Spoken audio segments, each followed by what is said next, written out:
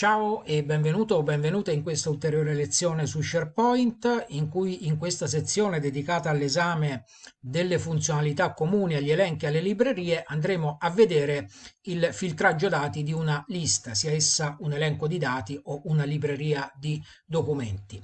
E nella lezione precedente abbiamo visto il filtraggio dei dati direttamente dalle voci dell'elenco o della libreria. In questo caso abbiamo visto per esempio il raggruppamento per comune, ma possiamo elencare in questo caso gli allievi dei corsi in questo elenco anche dalla A alla Z, così come potremo fare in una libreria di documenti di elencare le fatture per cognome dalla A alla Z. Prima avevamo visto altre visualizzazioni. Però SharePoint ci mette a disposizione di default, in base ai campi che noi abbiamo creato, anche un riquadro dei filtri negli elenchi e nelle librerie. Quindi cliccando su questo imbuto potremo andare a filtrare direttamente gli elenchi, in questo caso l'elenco, ma anche in quest'altro caso nelle librerie, in base ai campi che noi abbiamo creato, perché SharePoint crea automaticamente questi filtri. Quindi vedi la comodità rispetto alla navigazione dei file nelle cartelle del nostro computer. Quindi anche in questo caso spostiamoci su SharePoint, qui siamo nella libreria documenti fatture docenti. Cliccando su questo imbuto possiamo andare a selezionare tutto quello che vogliamo. Per esempio possiamo andare a selezionare solo le fatture dei docenti del corso di inglese piuttosto che quelle del corso di contabilità.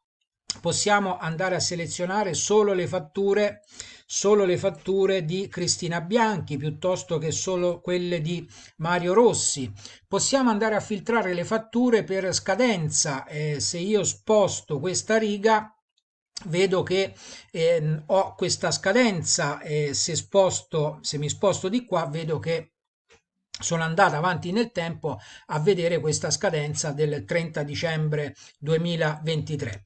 Lo stesso ovviamente posso fare negli elenchi. Stiamo esaminando le funzionalità comuni, quindi la stessa funzionalità è disponibile all'interno di un elenco. Quindi chiudo la visualizzazione per quanto riguarda la libreria, vado a riaprire il filtro quindi il riquadro dei filtri per quanto riguarda l'elenco, e in questo caso potrò andare a spuntare soltanto gli allievi che frequentano il corso di latinoamericano piuttosto che vedere quali corsi frequenta Riccardo Berni, che frequenta questo corso di inglese.